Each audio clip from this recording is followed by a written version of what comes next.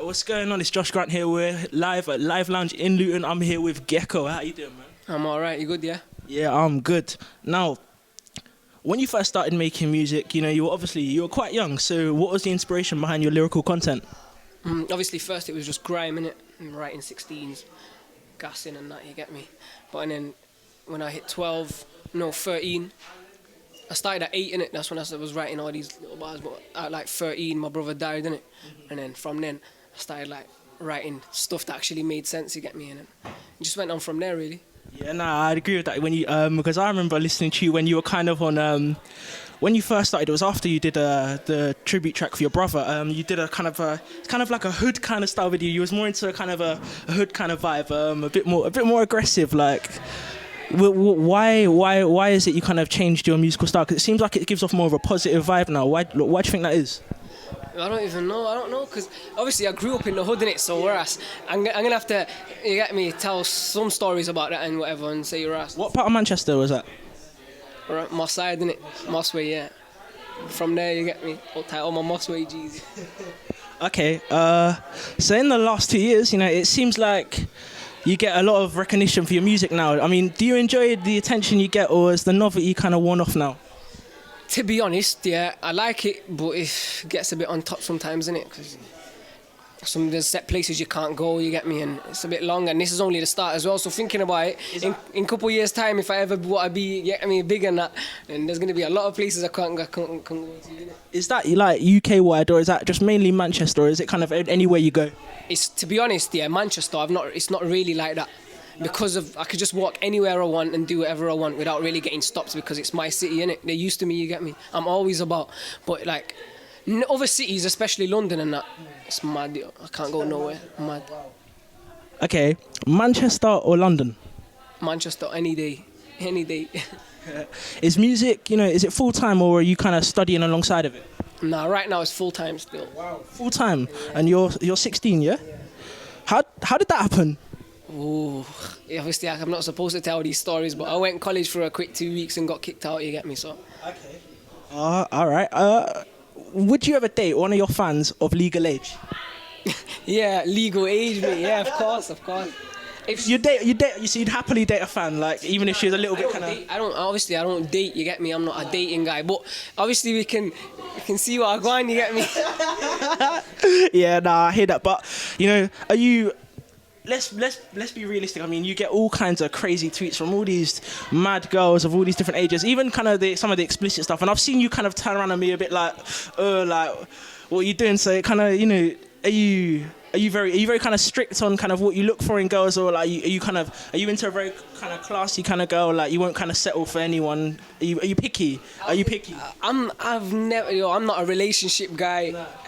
I don't just mean relationships. I just mean like with anything, whatever you fancy. With a girl, yeah. To be honest, if she's looking at least 8 out of 10 or something like that, or maybe even less. I don't know, 7. I'm not trying to make myself you get me, but 7 out of 10 and up, and then right, we can get it popping, and I don't mind, you get me. That's what it is. Yeah, I hear that. Okay, now, do you ever get fed up with like Twitter and Instagram kind of popping off? Because I mean, what's that like for someone who's kind of followed by many of the fans? Because bear in mind, I remember when I followed you on Twitter years back, when I think it was after you first actually got Twitter, and I remember you had like.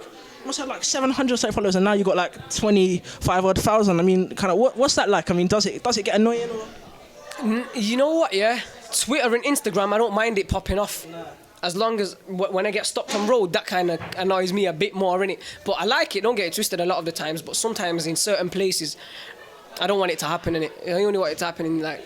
Say if I'm in a good mood or something, but sometimes you're just in a little angry mood and someone stops you and you're thinking, oh man, you get me? But on Twitter and Instagram, I don't mind anytime.